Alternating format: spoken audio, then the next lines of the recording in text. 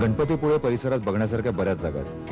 ही ठिकाणं आजकाल पर्यटन स्थळ म्हणून प्रसिद्ध होत आहेत। अर्थात आता मी ज्या गावात जातोय ते आहे जयगड नावाचं एक छोटंसं गाव। हे गाव आहे कोळ्यांचं। मासेमारी हा या गावचा प्रमुख व्यवसाय आहे। बरेच वेळा लोक मला विचारतात किल्ल्यावर बघण्यासारखं असतं तरी काय। मला विचाराल तर खूप काही असतं। त्या किल्ल्यावरची वास्तुकला, शिल्पकला, कोरीवकाम, तिथल्या सोयी यावरून त्यावेळच्या समाज रचनेचा आणि संस्कृतीचा अंदाज येतो। तर तिथला इतिहास आपल्याला प्रगल्भ आणि समृद्ध बनवतो।